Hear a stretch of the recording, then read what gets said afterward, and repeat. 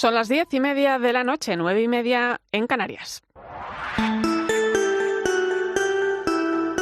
Irene Pozo. La linterna de la iglesia. COPE. Estar informado.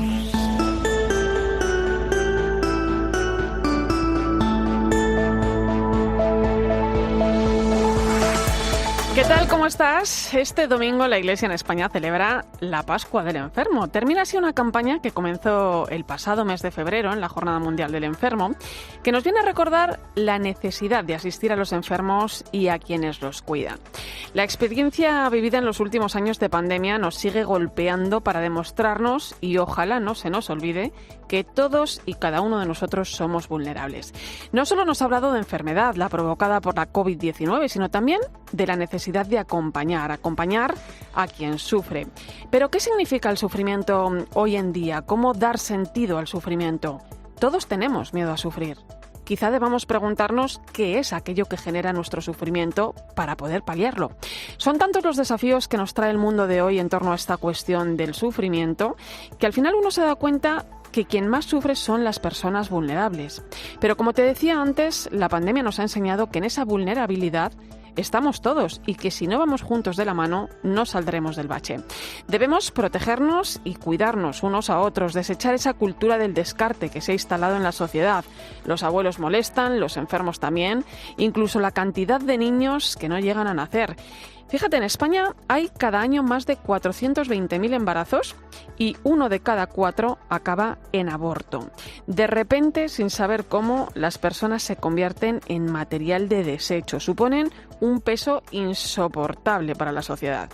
La diócesis de San Feliu de Llobregat recopilaba datos en torno a la eutanasia estos días y se ve claramente cómo en aquellos países, que no son tanto, ojo, 8, en los que la ley lleva tiempo funcionando, los casos se disparan sin control ninguno. Por ejemplo, en Canadá, en solo 3 años, la eutanasia ha aumentado más del 250%. También se ve el gran negocio que supone, por seguir con el ejemplo canadiense. En este país, en 2021, la reducción del gasto sanitario rondaría los 149 millones de dólares canadienses, lo que viene a ser unos 95 millones de euros. Claro, uno se pregunta, ¿cómo va a evolucionar la ley de la eutanasia en España? Ojo, en los 6 primeros meses desde su entrada en vigor, que sepamos, porque solo hay datos de 10 comunidades, ha habido 130 solicitudes, de las que se han realizado 50. A mí, pensar en un solo caso me pone los pelos de punta, porque veo y confío en otras soluciones. ¿Por qué no contra el aborto trabajamos en ofrecer más ayudas a la maternidad? ¿Por qué no contra la eutanasia pensamos en los cuidados paliativos? Ante la muerte, la vida. Ante el dolor y el sufrimiento, la esperanza. ¿Cómo cambiaría el mundo si fuéramos capaces de mirar de otra manera al sufrimiento? Bienvenido a la Linterna de la Iglesia. Te saluda Irene Pozo en este viernes, 20 de mayo. Escuchas la Linterna de la Iglesia. Con Irene Pozo. COPE. Estar informado. Como siempre, ya sabes que puedes acompañarnos con tus mensajes a través de las redes sociales. Estamos en Iglesia COPE en Facebook y Twitter, hoy con el hashtag Linterna Iglesia 20M.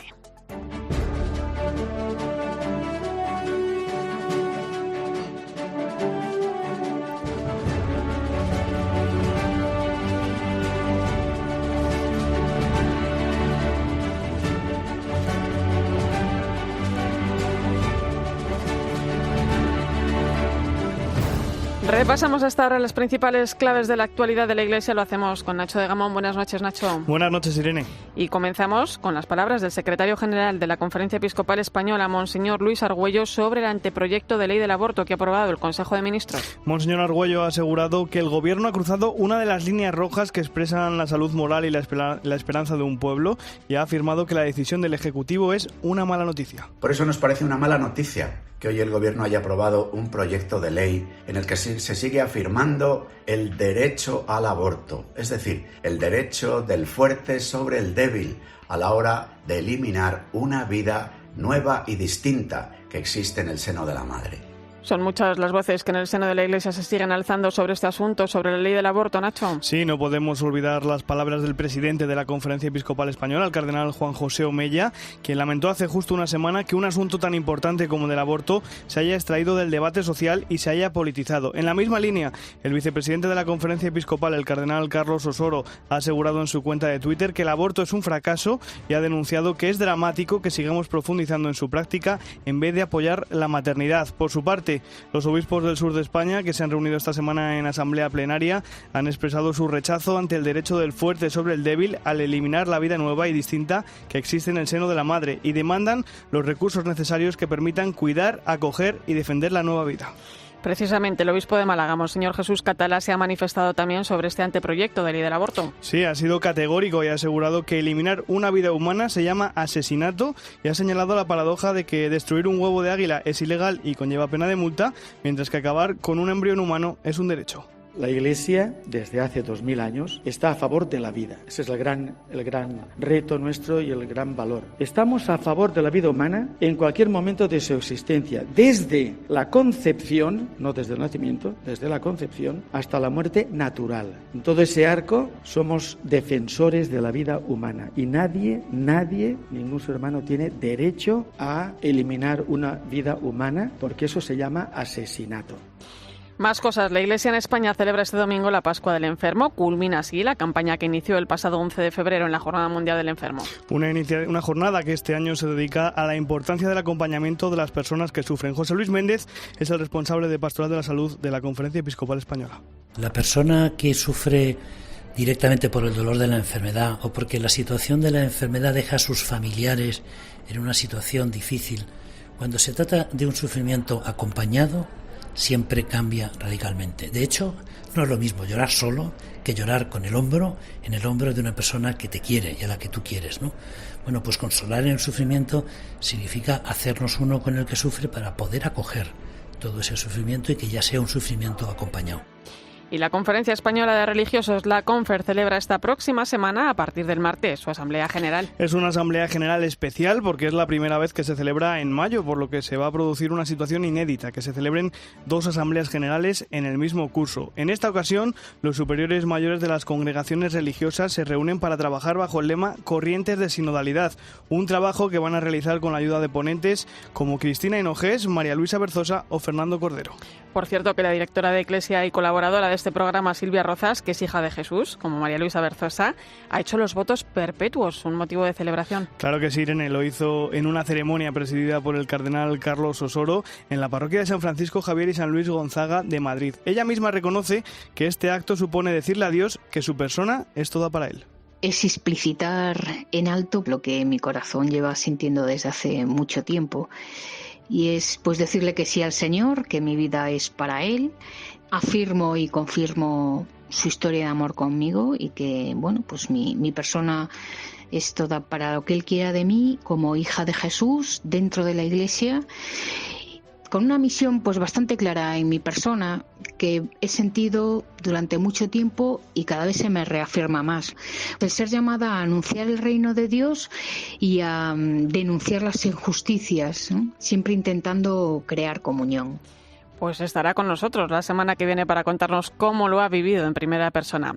Más cosas. Urge una ley integral que tenga en cuenta a todas las víctimas de la trata de personas. Es una de las conclusiones del foro que la Fundación Pablo VI ha organizado para reflexionar sobre los retos que nos plantea en este momento la trata de personas. Ha estado moderado por la directora del Departamento de Trata de la Conferencia Episcopal Española, Marifran Sánchez, y en él han participado José Luis Segovia, abogado y vicario de Pastoral Social e Innovación del Arzobispado de Madrid, Tomás Santamaría, inspector del Cuerpo Nacional de Policía especializado en la lucha contra la trata de seres humanos, y Marta González Manchón, coordinadora del área de sensibilización del proyecto Esperanza de las religiosas adoratrices, quien señalaba el doble papel que juegan las redes sociales en el mundo de la trata.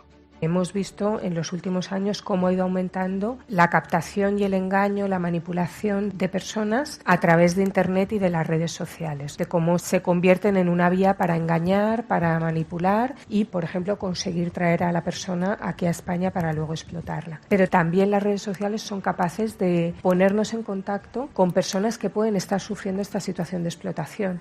Precisamente las adoratrices, Nacho, han duplicado sus plazas de acogida para víctimas de trata.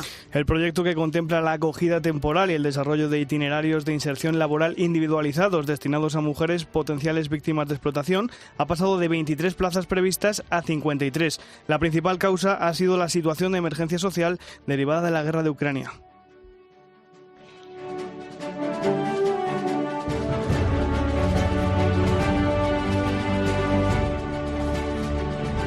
Y el Instituto de Estudios de la Familia de la Universidad CEU San Pablo ha entregado esta semana los premios CEU por la vida. Entre los galardonados, el presidente del Colegio de Médicos de Madrid, Manuel Martínez Sellés, la alumna de cuarto de farmacia de la propia universidad, Irene Barajas, o la cordobesa Anabel Mialdea, que ha recibido el premio Bárbara Castro a un corazón de madre. En Mediodía COPE, Anabel contaba todo lo que tuvo que pasar para poder traerse a España a sus 2 hijos adoptados de Rusia y lo que encontró allí. Duro no es la palabra, es casi inhumano. Y no por el hambre, que sí que la tienen, o el frío, es la falta de amor. Y se les nota, porque llega y algunos hasta se te cogen de la mano, diciéndote papá avión. Entonces imagínate lo que sientes tú al no poder traértelos a todos, ¿no? Pues Nacho de Gamón, muchas gracias. Ha sido un placer, Irene.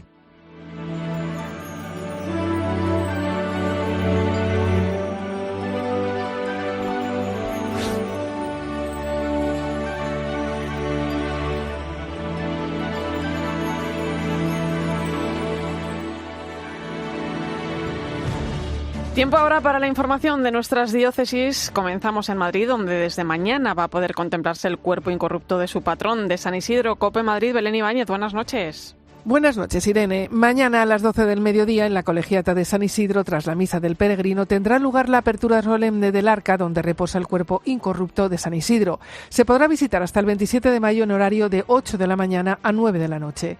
El mismo 27 de mayo a las 9 de la noche irá en procesión hasta la Catedral de la Almudena, donde se celebrará una vigilia de oración a las 10 de la noche. Al día siguiente, el 28 de mayo a las 11 de la mañana, habrá una misa en la Catedral y después volverá en procesión a la Colegiata. El día 29 habrá una misa del Peregrino a las 12 y se procederá a la solemne clausura del arca tras la oración de vísperas, que darán comienzo a las 6 de la tarde. Recuerda que puedes ganar la indulgencia plenaria si visitas durante este año la Colegiata y cumples con las condiciones que establece la Iglesia: confesar y rezar por el Papa. Terminamos en Zamora, concretamente nos vamos a Alcañices, cabeza de la comarca de Aliste, donde esta semana se ha presentado la exposición Salus, pionera en el mundo rural, y que ofrece cerca de 200 obras de arte sacro de la zona. COPE Zamora, Vicky Esteban, buenas noches. En el corazón de la España vaciada, donde la señal de Internet también llega con dificultad, nace una exposición de arte religioso que recoge 172 obras de arte con lo más granado del arciprestazgo de Aliste Alba, en la diócesis de Zamora. Una magnífica exposición que sorprende incluso a los oriundos del lugar.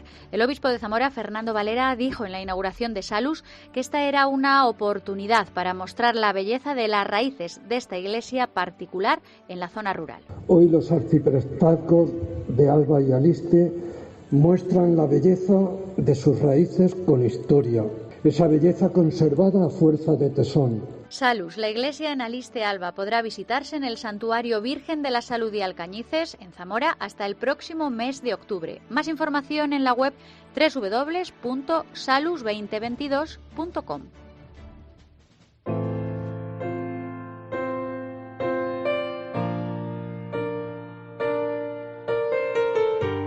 Irene Pozo. La linterna de la iglesia. COPE. Estar informado.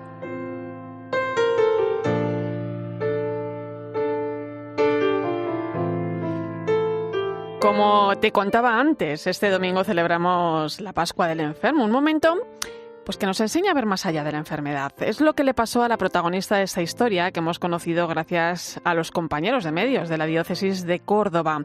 Es la historia de Olga Moyano, que se encontró al Señor en los momentos más difíciles de su enfermedad.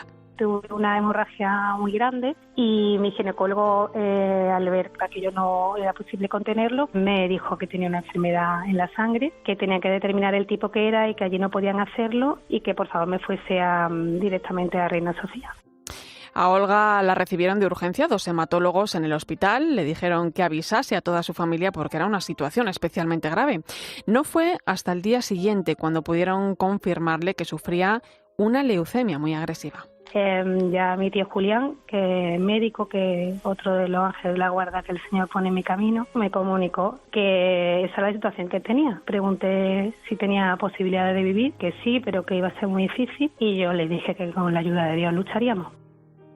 Olga estaba en el mejor momento de su vida personal y profesional y de repente todo cambió.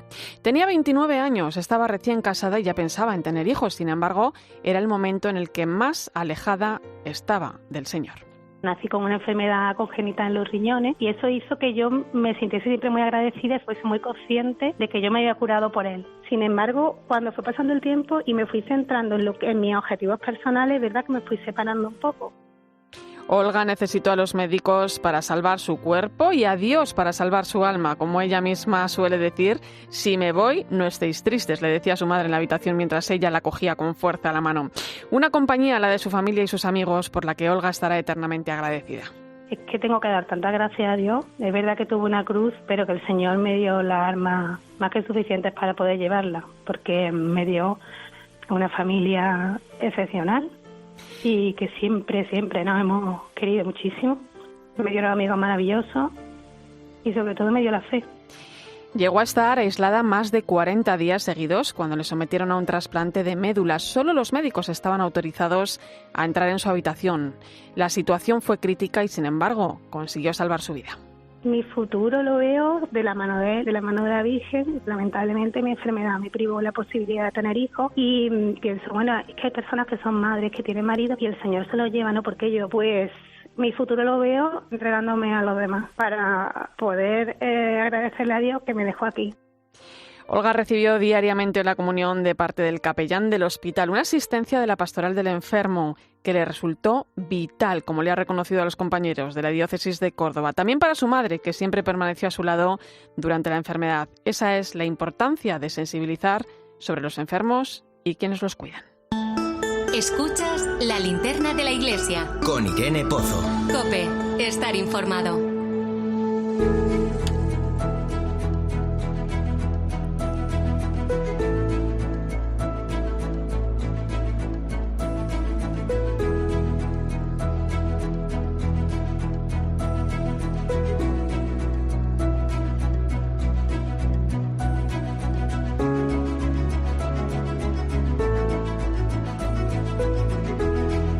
Más del 60% de los alumnos eligen cursar la asignatura de religión en las escuelas. Son más de 3 millones de niños y jóvenes.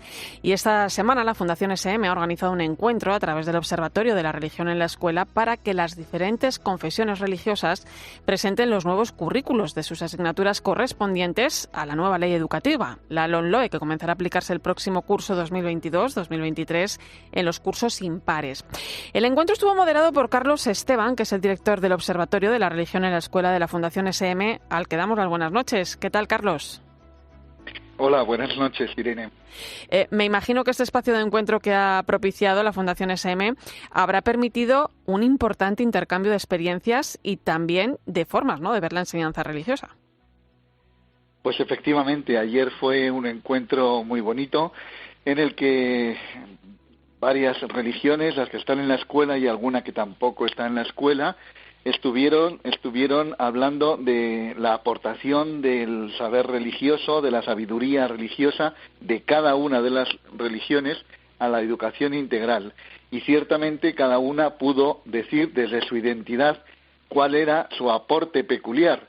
Pero nos llamó la atención a todos que había muchos elementos comunes, compartidos, claro. Hasta el punto que realmente todos estábamos diciendo que no estábamos satisfechos con el Ministerio de Educación, con la LOMLOE, porque no nos deja espacio suficiente para para proponer nuestras contribuciones educativas.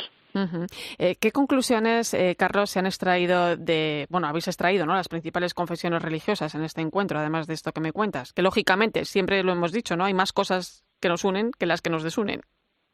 Eso es, pues todas estábamos de acuerdo en algunas conclusiones que las investigaciones del observatorio también ponen en evidencia, y es que cuando se mira de cerca la clase de religión, cuando se mira de cerca los profesores de religión en sus aulas, ayer había en el encuentro profesores de religión islámica, profesores de religión evangélica, profesores de religión católica, ellos mismos decían, nosotros somos el mejor apoyo del otro profesor. No solamente cada uno hace su confesión religiosa, sino que hacemos experiencias conjuntas. Y entonces nadie veía problemas ni con los alumnos, ni con los profesores, ni con las familias. Claro, la conclusión no. La pregunta que surgía, que emergía allí es si cuando se mira la clase de religión de cerca no hay problemas en su realidad, los que ven problemas, desde dónde lo ven y quiénes son, ¿no? Uh-huh. Y esto es lo que hay que empezar a diagnosticar un poquito, ¿no? Uh-huh. Los problemas que se ciernen sobre la clase de religión son artificiales, son provocados, son de la política educativa, son de la ideología, pero no de la pedagogía de la religión. Uh-huh. Carlos, ¿cuáles son los retos a los que se enfrenta en estos momentos la clase de religión? Pues necesitamos, el primer reto, que todas las confesiones religiosas ayer lo tenían claro, lo pusieron de manifiesto, necesitamos una mejor ubicación, una mejor legislación en España, como lo tienen en Suecia, en Finlandia, en Alemania, en el ámbito anglosajón. Necesitamos un mejor tratamiento por parte del sistema educativo para que las religiones puedan ocupar su espacio. Ese es un reto legislativo. Uh-huh. Y el otro reto, el segundo, es que las religiones ya han aprendido a estar en la escuela y están en línea con las finalidades propias de la educación integral. Uh-huh. Y son un elemento decisivo que mejora no solo la formación de cada uno de los estudiantes, es que mejora el rendimiento en general de todos los estudiantes. Uh-huh, uh-huh. En la actualidad en España es obligatorio que los centros ofrezcan la asignatura de religión, pero es opcional que los alumnos la cursen, ¿no? ¿Qué momento vivimos hoy en día con esta asignatura y sobre todo hacia dónde caminamos? Bueno, yo creo que lo que caminamos, ojalá, ese es el desafío, es a superar los estereotipos que todavía se mantienen sobre la enseñanza de la religión y que no permiten que los profesores de religión y las clases de religión desplieguen todo su potencial educador, todo su potencial humanizador en la escuela. Lo hacen, y lo hacen muy bien, pero efectivamente contra a veces las propias legislaciones que recortan permanentemente el horario, que recortan la evaluación, que no tiene efectos prácticos, pero que lo hacen para que se erosione el crédito académico de la asignatura de religión. Entonces necesitamos que se mejore el tratamiento legislativo y desplegar una pedagogía de la religión que ya la tenemos ahí pensada, reflexionada, publicada, uh-huh. Una pedagogía de la religión que está en línea con lo que Europa se plantea para el 2025 de educación intercultural, de educación para la inclusión.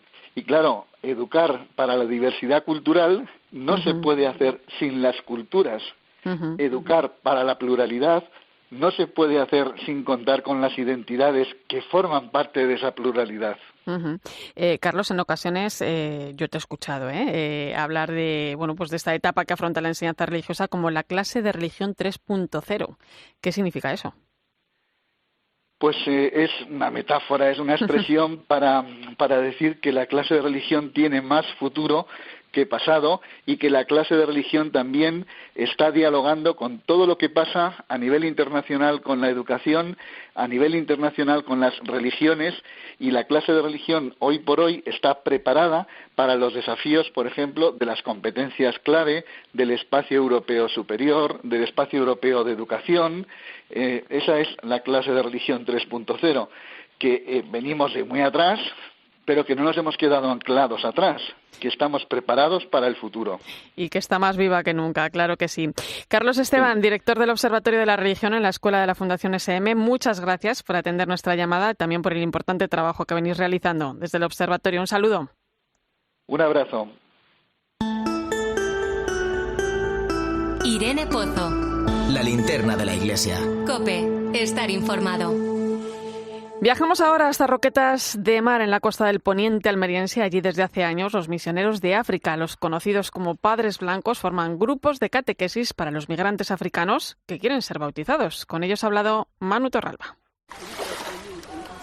En Roquetas de Mar, el 27% de la población es de origen inmigrante. En el barrio de las 200 viviendas, esta realidad es mucho más visible. Allí viven 6.000 personas de 107 nacionalidades diferentes. Los inmigrantes aquí pues están en un grupo de catequesis y al cabo de X meses pues desaparecen porque han tenido que ir a buscar trabajo a otro sitio. El padre Cesario Oyuela es uno de los 3 misioneros de África presentes en la localidad. Anteriormente había grupos de 7, 8, pero ya digo pero no llegaban necesariamente hasta el final. Tenían que desplazarse a otro lugar y a lo mejor al cabo de unos años vuelven otra vez. El padre Cesario, junto al padre Alik y al hermano Venancio, prepara ahora mismo para bautizarse a un marroquí de 57 años que busca asilo político y a 2 jóvenes de origen subsahariano. Algunos tienen mucha prisa en llegar al bautismo, pues anteriormente en esos grupos pasaban 3 años de catequesis. Si piden entrar en el catecumenado es porque ya en sus propios países han visto ya cristianos vivir.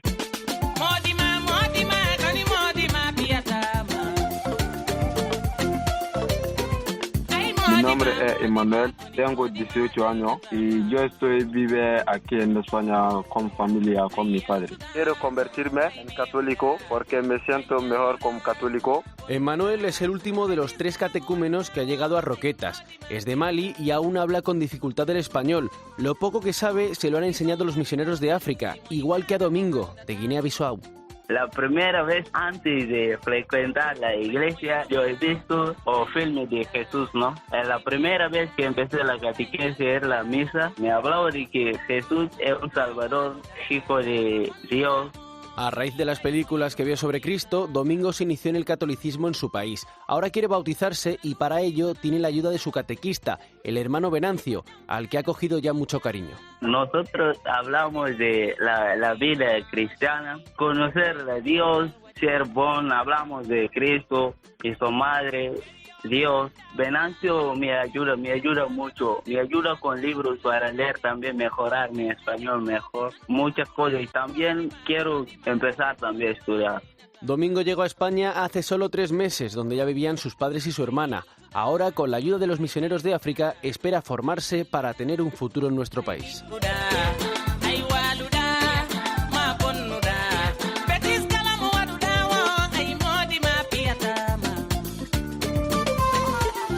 Enseguida llegamos a las 11 de la noche, a las 10 en Canarias. Como sabes, el Consejo de Ministros daba luz verde hace unos días al anteproyecto de una nueva ley del aborto. Veremos dónde se pretende llegar con esta nueva ley y lo que ello significa. Será enseguida en nuestro tiempo de tertulia y análisis. Antes recuerda que estamos en Iglesia COPE, en Facebook y Twitter, hoy con el hashtag Linterna Iglesia 20M.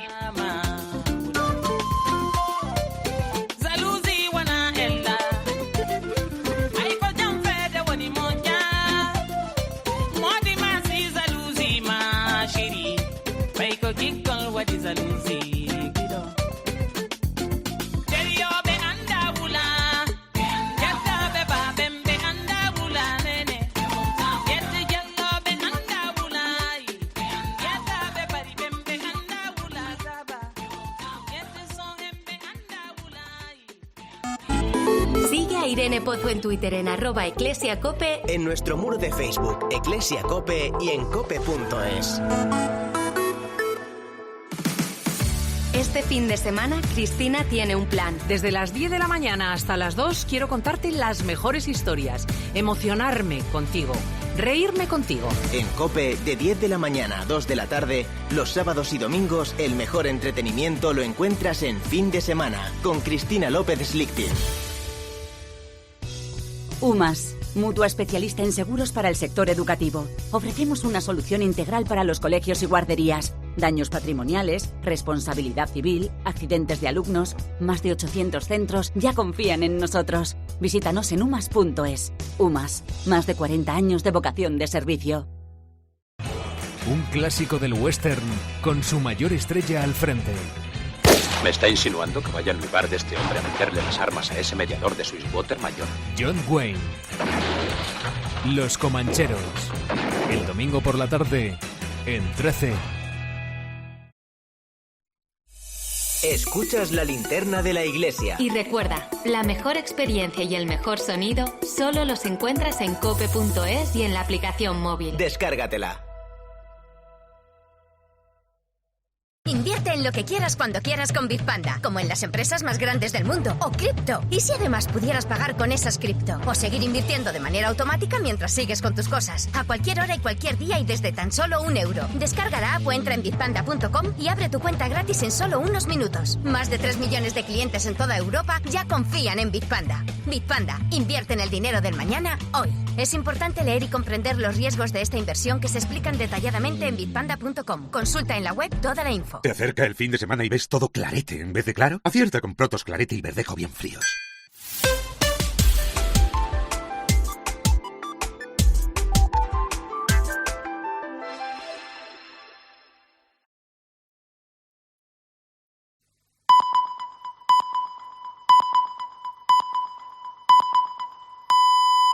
Son las 11 de la noche, las 10 en Canarias. Irene Pozo. La linterna de la iglesia. COPE. Estar informado.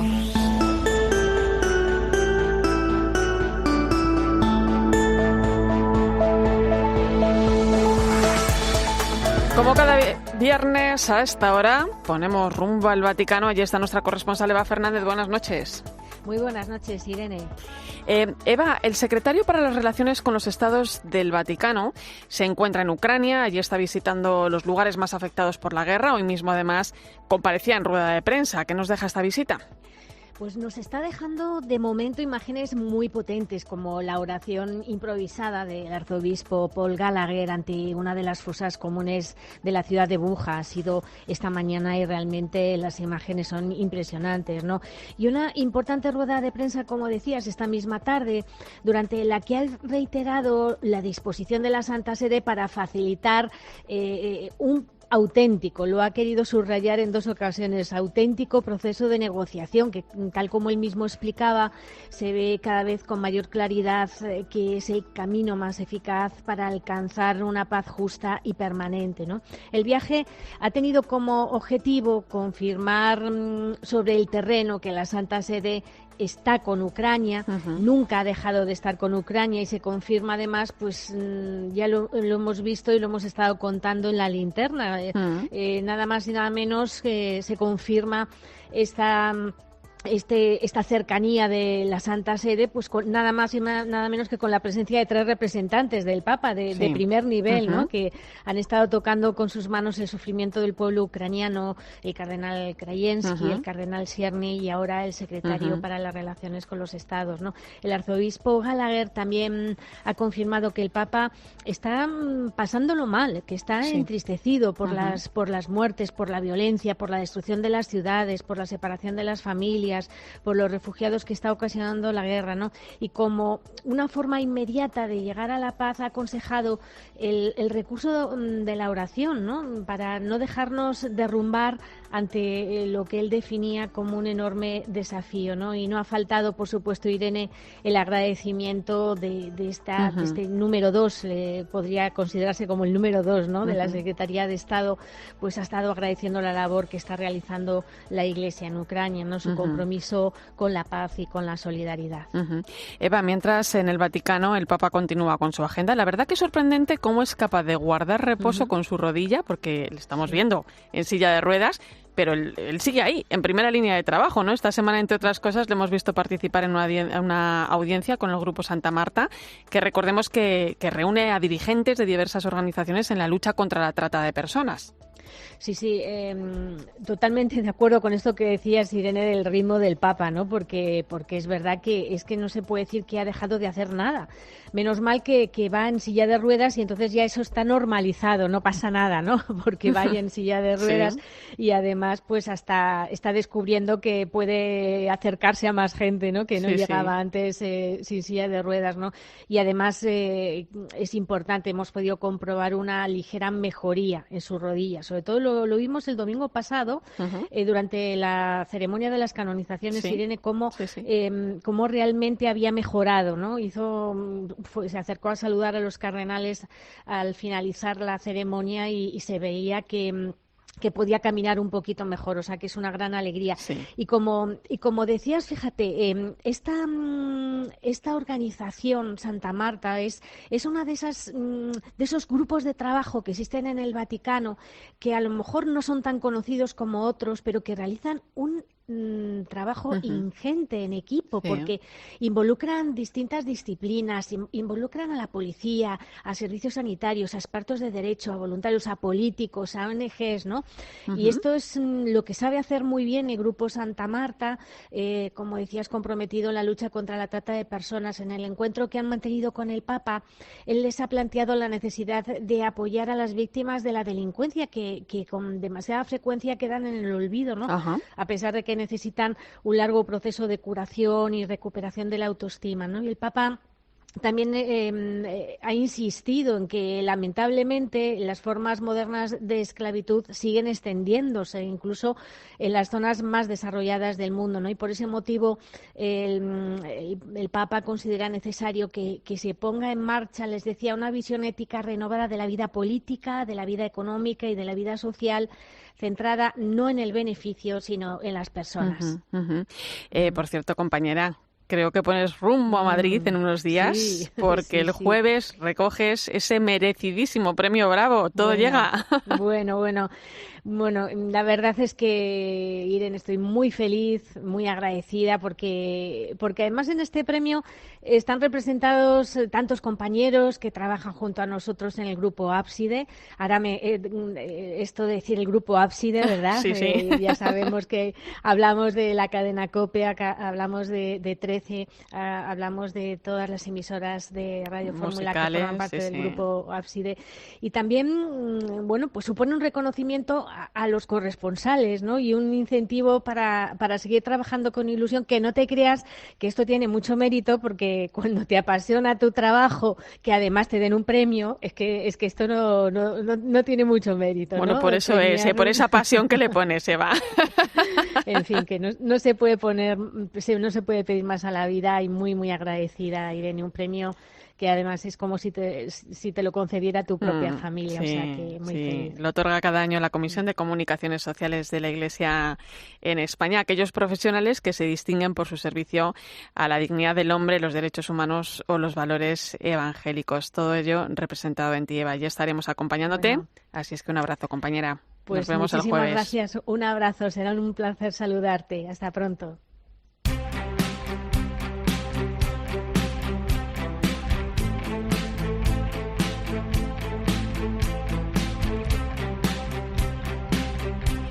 Te cuento otras noticias. El Papa ha reclamado a los países y a nosotros, los medios de comunicación, más atención a todos los conflictos bélicos olvidados por el mundo. Ha sido durante la recepción que ha mantenido esta semana con los nuevos embajadores ante la Santa Sede. Francisco les ha recordado que nunca debemos perder la esperanza en nuestros esfuerzos por construir un mundo en el que la fraternidad y la comprensión mutua prevalezcan y los desacuerdos se resuelvan por medios pacíficos.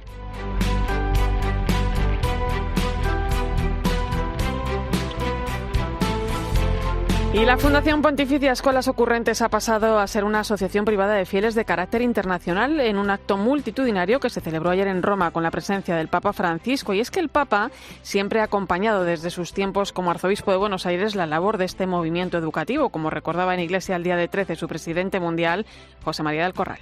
En medio de la crisis de Argentina, del todos contra todos y que se vayan todos los políticos, el Papa nos llamó para cambiar la educación, porque él decía que si no cambiaba la educación, venga quien venga, las cosas no iban a cambiar. Y así nace Escuelas Ocurrentes, que fue creciendo y fue acompañando el Papa mensualmente, semanalmente, y ahora lo volvió a lanzar como un movimiento pontificio, porque, como dice el decreto que él mismo firmó, ha crecido tanto entre los jóvenes del mundo entero que ya es una gran comunidad de comunidades.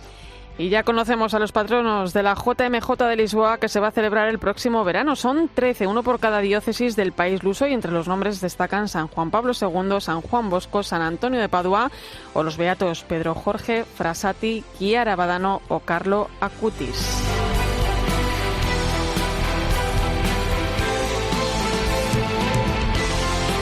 Pauline Ivonne Jericot, la mujer creadora del Domingo Mundial de las Misiones, del DOMUN, será beatificada este próximo domingo en Lyon. Jericot trabajó desde bien pronto para mejorar las condiciones de los misioneros. Nacho de Gamón nos acerca a su figura.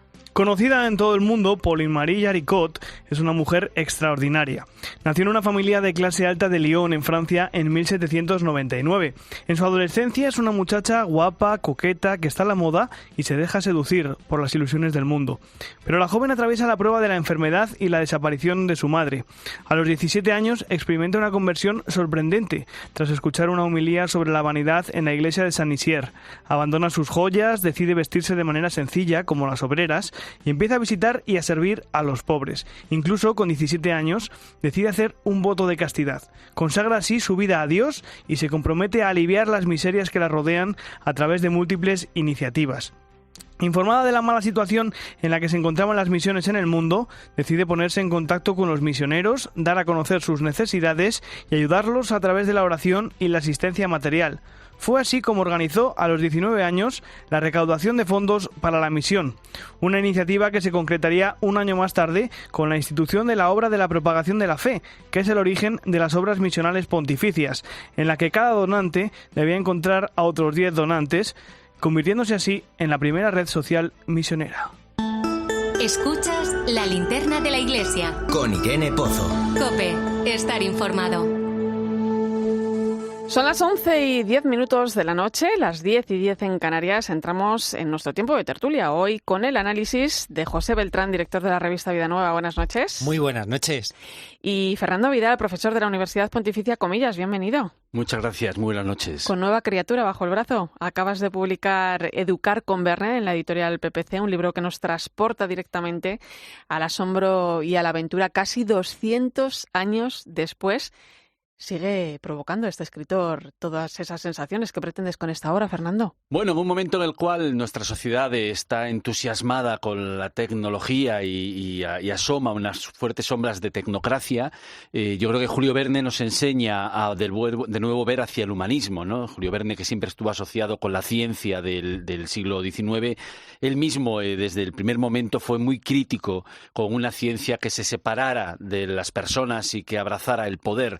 Y por lo tanto yo creo que nos viene a descubrir de nuevo las dimensiones de la aventura, del misterio, de la necesidad de ir mucho más allá, de abrirnos como sociedad, de recuperar de nuevo también la capacidad de asombro.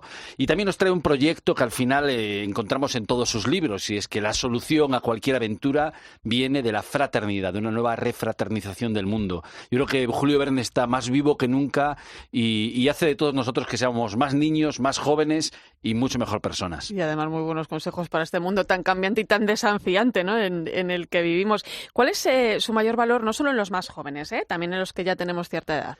Bueno, lo que es capaz es de un mundo que tenía una ciencia muy positivista, y hoy en día el positivismo está mucho más asentado en nuestro planeta, es capaz de traernos las dimensiones del misterio, las dimensiones que parece que en un mundo que estaba acabado ya en su época, él se queja de que ya no hay descubrimientos que hacer, de que parece que los imperios, el totalitarismo, el militarismo estaba cerrando el mundo.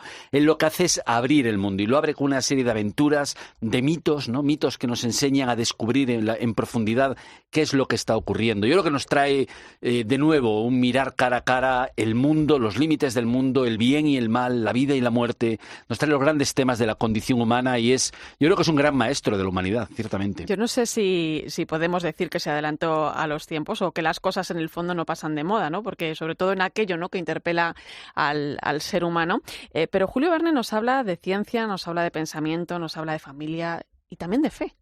Sí, porque él era un hombre que desde el principio hasta el final de su vida se definió como una persona católica, bretón además, y Dios está muy presente en todas sus obras. Él siempre, cuando comenzamos una obra de Verne, empieza con alegría y con entusiasmo, y pese a que a veces enfrente las peores cuestiones, como las extinciones de las especies, el esclavismo, el mal, los monstruos que quieren destrozar el mundo, siempre todas las novelas están recorridas por un gran entusiasmo, una gran alegría y una gran confianza.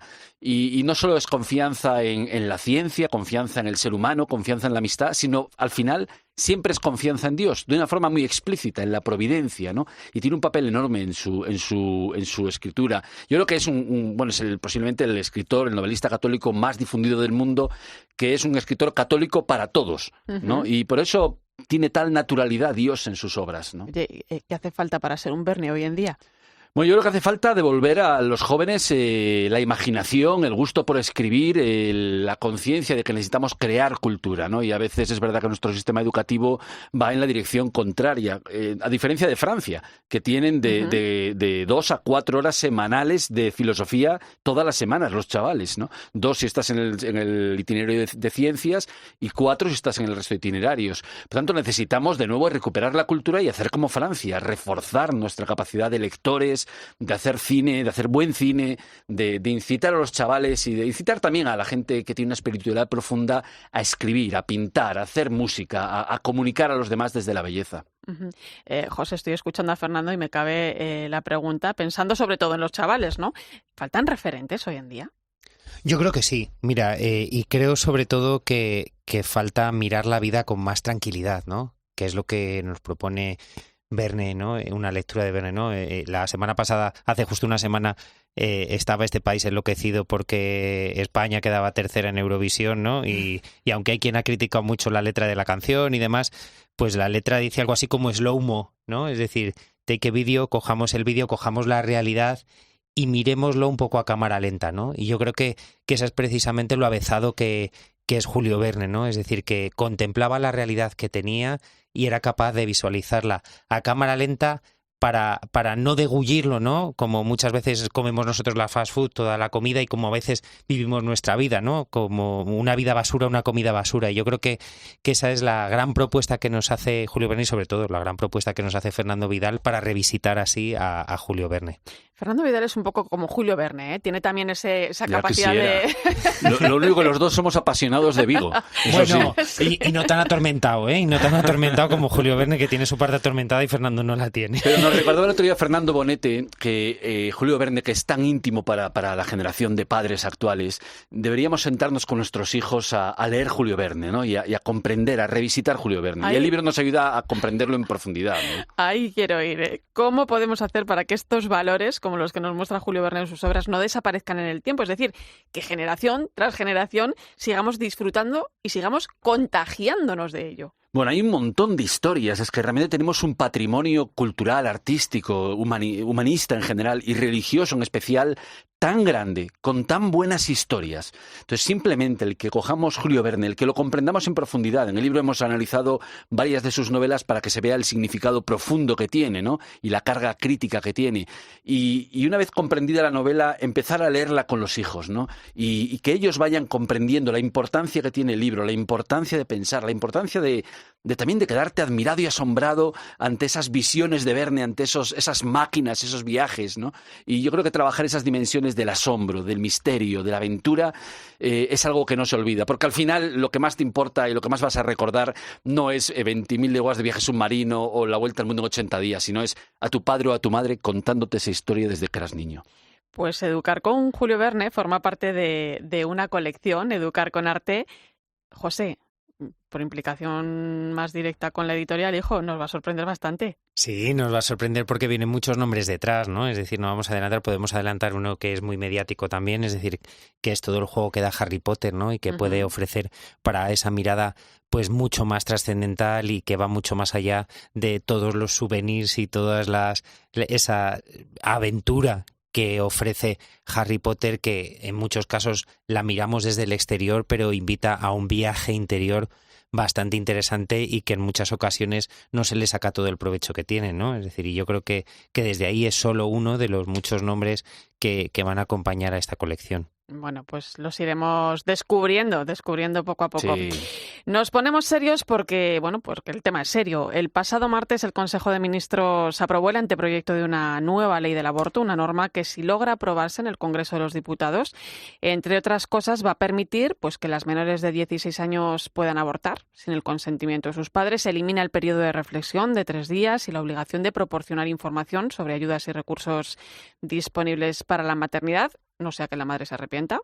En fin, que yo creo que estamos dando pasos atrás. ¿Cómo valoráis esto? Pues mira, con esa preocupación, ¿no? Es decir, de facto, ¿no? Ese cambio a otra vez a los 16, 17 años ya lo habíamos vivido con la ley Zapatero. Para mí me parece especialmente preocupante ese matiz y ese añadido, uno, ¿no? De ese periodo de reflexión, es decir, el que cualquier decisión en esta vida, ¿no? Y más ese tipo de decisiones, el que sean fruto de un arranque, se puede pagar y se paga muy, muy caro, como luego lo saben muchas de las mujeres que lamentablemente han dado ese paso. Y me preocupa lo que no está en la ley, ¿no? Ujú. En ese anteproyecto de ley, que es el proteger la maternidad y el apostar por apoyar a las madres que están, o a las futuras madres que están en dificultades, ¿no? Es decir, volvemos Claro. a lo mismo Sí, que con sí. la ley de eutanasia. Eso Es decir, ahí está la ley de eutanasia, pero oiga, falta una ley de paliativos, ¿no? Para que alguien siga apostando por la vida hasta el final, ¿no? Es decir, Claro, pues o en este sea- caso falta una ley de maternidad y unos recursos hacia la maternidad para que muchas de las mujeres que en un momento se pueden plantear qué hago yo con esto que me está pasando y que no son capaces de descubrir que en su vientre tienen una vida, verdaderamente se lo tomen en serio porque saben que tienen ese apoyo. Es decir, por suerte, ese apoyo existe y se llama Iglesia, ¿no? A todas esas mujeres que deciden seguir adelante con su embarazo.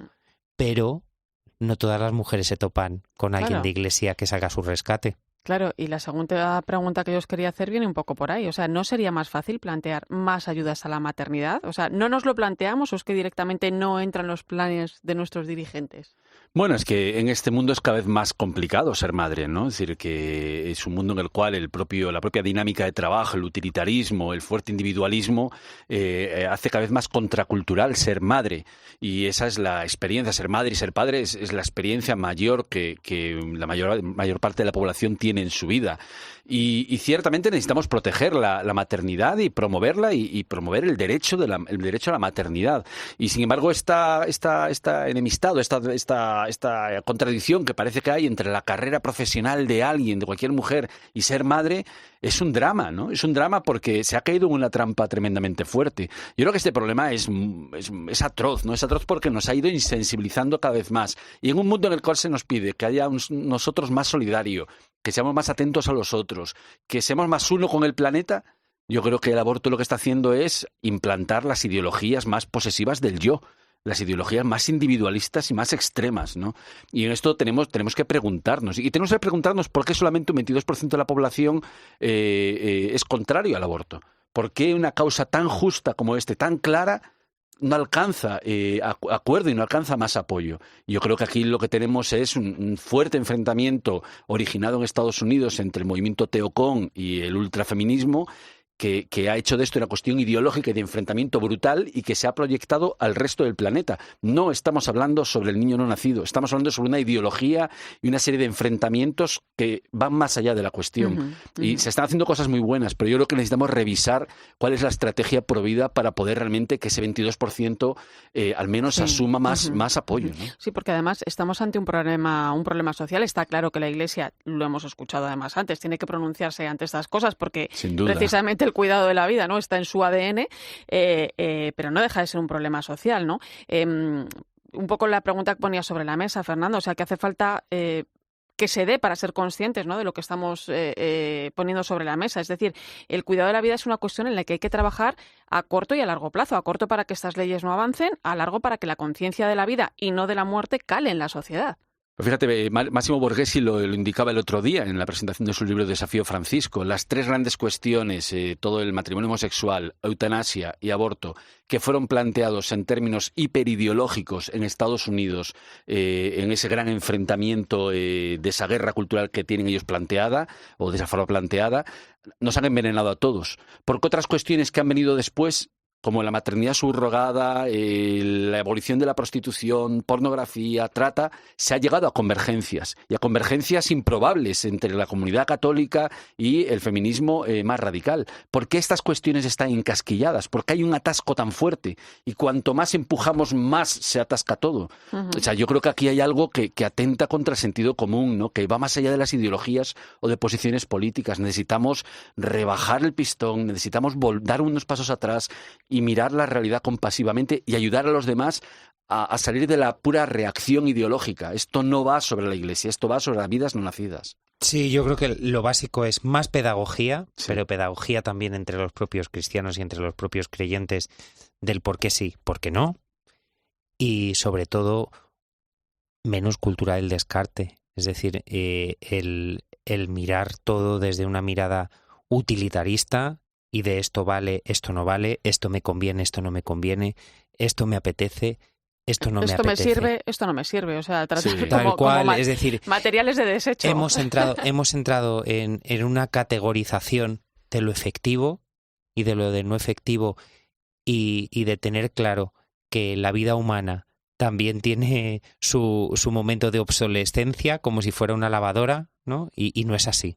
Y no es así. Es de una insensibilidad radical. Sí, pero estamos entrando en esa dinámica con todo, es decir, con las relaciones, con la amistad, en lo laboral, todo. Y en la medida en la que entras en esa espiral es muy difícil frenarla, ¿no? Y en la medida en la que se veamos capaces de poner contemplación en medio de todo esto y de generar un debate sereno, ¿no? Pero pues eso, pues nos toca hacer esa labor también de lobby que yo creo que también ha faltado con la clase política y de hacerles ver todo lo que se pierde. No, yo recuerdo que con las primeras leyes del aborto pues había ahí una movilización interesante en el Congreso de los Diputados entre diputados que eran creyentes de distintos partidos y no, pues dicho en falta esa parte sin echar la piedra sobre el tejado o la pelota sobre el tejado de la clase política, ¿no? Es decir, porque nada me gustaría menos que condenar a todos los políticos por una ley así, ¿no? Pero quizás que nos lo tenemos que hacer ver nosotros, ¿no? Es decir, si tenemos que llegar al punto de movilizaciones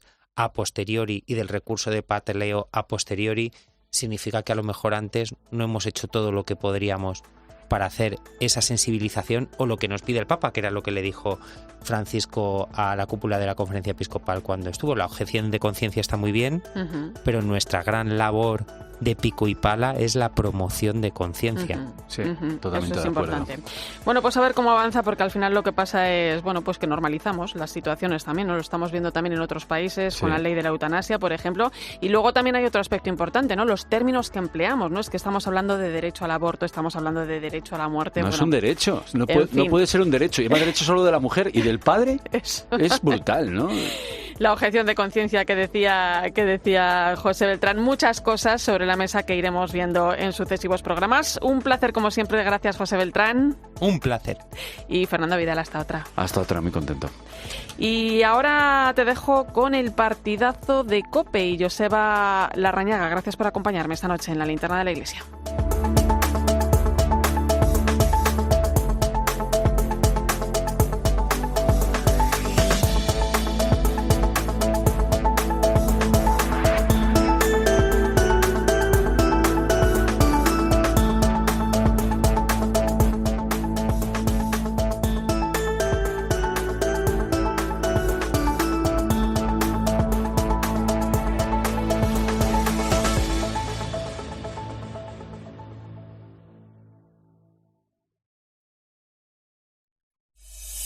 Escuchas COPE. Y recuerda, la mejor experiencia y el mejor sonido solo los encuentras en cope.es y en la aplicación móvil. Descárgatela.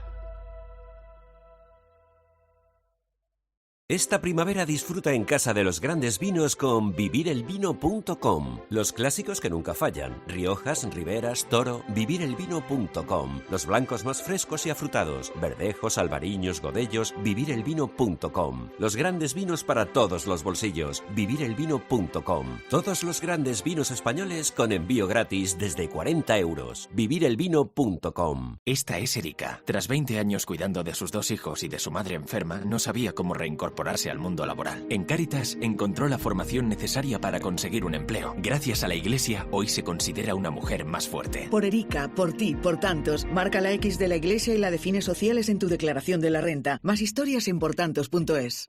¿Harto de que te cambien el fantástico precio que encontraste para tu seguro cuando llamas a la aseguradora? Que no te la cuelen. En Rastreator, el precio que ves no cambia, porque Rastreator solo tiene precios finales garantizados. Y ahora sus asesores te recomiendan entre todas las ofertas la más barata para ti.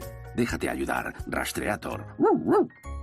Ahora, por ser cliente de Repsol, tienes un descuento de 30 céntimos por litro en carburante. Consíguelo hasta el 30 de junio en cada repostaje que pagues con Wilet o Solred, sin límite de litros ni de importe. Con otras formas de pago, el descuento será de 25 céntimos por litro. Incluye la bonificación del gobierno y el descuento adicional aportado por Repsol. Infórmate en Repsol.es. Caza tu recompensa.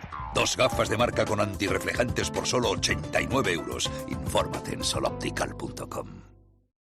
Si quieres un profesional para reparar la luna de tu coche, elige Crystal Box. Más de 200 talleres con 25 años de experiencia que te ofrecen garantía de por vida. Además, con tu seguro de lunas te sale gratis. Llama ahora al teléfono 926 2600 y pide cita.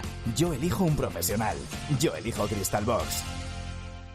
Ahora más que nunca necesita respuestas. Y en COPE, las preguntas las hace Carlos Herrera con los protagonistas de la actualidad. Jordi Sevilla, economista, exministro. Hay jóvenes que ven a jubilados con pensiones mayores que los sueldos que ellos tienen, que son los que tienen que mantener a los nuevos jubilados. A mí me parece que esa es en este momento la brecha más sangrante. Quiero saludar ahora al eurodiputado don Javier Zarzalejos, vicepresidente de una comisión especial para investigar las injerencias extranjeras en los procesos democráticos. La comisión pidió que había que investigar los vínculos entre estos dirigentes secesionistas catalanes y Rusia, ¿no? De lunes a viernes desde las 6 de la mañana, todo pasa en Herrera en COPE.